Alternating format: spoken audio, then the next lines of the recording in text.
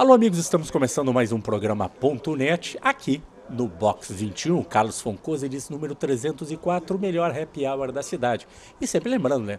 Se você for beber, não dirija. Ou contrate o melhor motorista que a nossa cidade tem, que é o motorista de táxi. Você vai e volta seguro para a sua residência sem nenhum risco.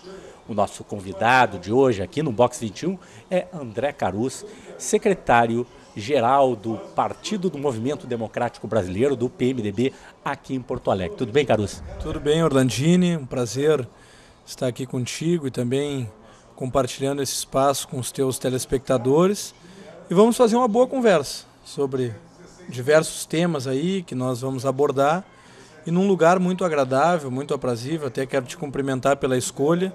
Tem tudo a ver também com o sentido que tu tem dado pelo teu programa, que tem alcançado aí bons índices de audiência, tanto na televisão como também pela internet, e vai se consolidar como um espaço de opinião, um espaço onde pessoas não só da área política e de todas as outras vão vir aqui expor seus pontos de vista, sempre com a isenção que marca a tua postura.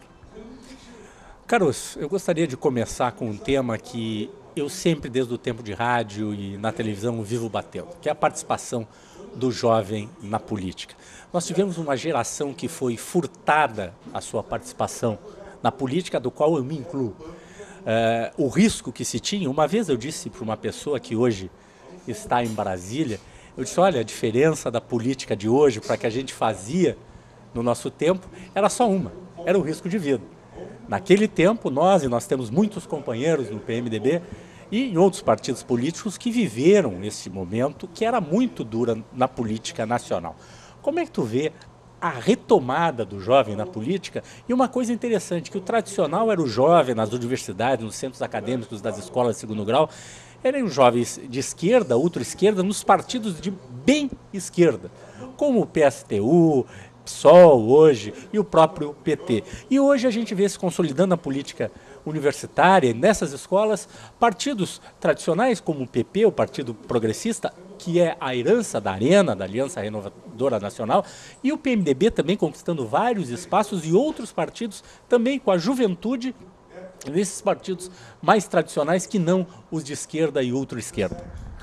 Bom, eu acho que nós podemos dividir essa situação em dois momentos históricos importantes e já ingressando em um terceiro que é importante abordar. Primeiro, nós tivemos com a agonia da ditadura, o final dela e a eleição de Tancredo Neves, anterior a isso, um movimento muito forte dos estudantes brasileiros em favor das diretas já. Isso houve, foi fantástico, se irradiou por todo o país. Dali para frente, com o restabelecimento parcial das liberdades, se começaram uma série de outros movimentos pela retomada do movimento estudantil universitário, do movimento estudantil secundarista, que atingiu um patamar de organização capaz de, logo após a primeira eleição presidencial, após 25 anos de regime ditatorial, organizar-se em favor de um impeachment por um presidente que estava no poder, cercado por uma série de denúncias. No entanto, daquele período onde os estudantes se mobilizaram de todos os partidos, principalmente aqueles que estavam mais alinhados com partidos que eram do bloco de oposição ao Collor, dali para frente houve sim uma certa paralisia de criação, surgimento de novas lideranças políticas a partir do movimento estudantil. Até porque houve, como tu citaste no início, quase que uma hegemonia desses partidos de esquerda e de extrema esquerda no comando dessas entidades. E isso foi, de certa maneira, prejudicial, porque se implantou uma linha de pensamento único tão grande que ali não se criavam, não se fomentavam novas lideranças a partir daquelas movimentações. Então, eu defino como uma quebra desse paradigma o final do século XX e o princípio do século XXI. Nos anos 2000, em especial, nós tivemos uma retomada de partidos como o PMDB, o PP, que recentemente conquistou o Diretório Central de Estudantes da URGS numa eleição muito dura, muito difícil, contra 3 ou 4 chapas identificados com o partido da esquerda e de extrema esquerda, e recuperou um espaço.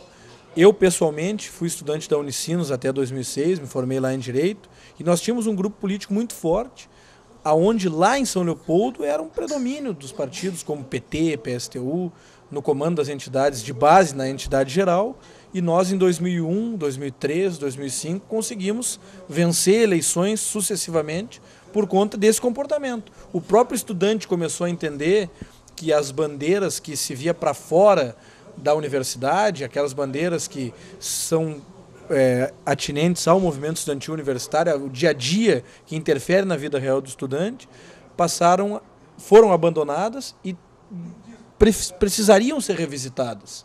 E esses partidos que não eram muito alinhados com as linhas de extrema esquerda, então foram ocupando seu espaço. Nós temos, é claro, um problema ainda nesse contexto do movimento estudantil universitário, que é hoje, na minha opinião, o comportamento da União Nacional de Estudantes. É um comportamento muito delicado e de atrelamento explícito ao governo federal. E a prova cabal é exatamente o volume de recursos que é direcionado pelo governo federal por uma série de convênios que a UNE estabelece direto com a administração nas suas diferentes esferas, e acaba que a UNE vira, sim, uma entidade que, no seu último congresso, onde renovou a atual direção, houve manifestações claras de Dilma presidente, Lula é o rei. Nós temos um comportamento muito delicado. Há uma resistência das entidades de base, como eu citei, mas é uma resistência que não consegue atingir um patamar de disputa, até porque a eleição da UNE é burocrática. Não é uma eleição direta, livre, com a participação de todos os estudantes. É um movimento superestrutural, onde o PCdoB lidera há muito tempo, e é um esquema onde, infelizmente, se faz tudo menos política estudantil. E o interessante é que a UNE sempre teve, até antes do governo Lula, um posicionamento independente. E hoje, não só a UNE, como outras entidades nacionais que sempre militaram do lado do campo das ações mais populares, se renderam ao governo e hoje são servis ao governo. E tu falasse muito bem, né? Se venderam ao dinheiro, né? Hoje os recursos, vocês não imaginam a quantidade de recursos que estão dentro da União Nacional de Estudantes. E também no governo Fernando Henrique, os 8 anos, é bem verdade que houve um certo atendimento mais específico à educação básica. Se criou o Fundef, uma série de outras ações que se priorizou o investimento mais pesado por parte do Ministério da Educação na educação básica. Mas não se abandonou algumas bandeiras do ensino superior. E o governo Lula, ao contrário daquilo que é apregoado, que cria universidades, expande o ensino técnico, é verdade.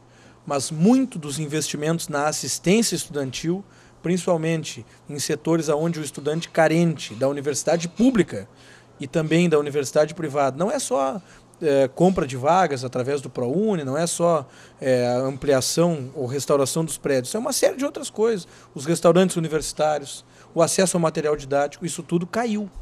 Então é preciso aprofundar esse debate também, porque passa-se a impressão de que a UNE, estando atrelada ao governo federal, o movimento estudantil está satisfeito nas suas reivindicações, e esta não é a verdade. Este é o ponto net. Já voltamos.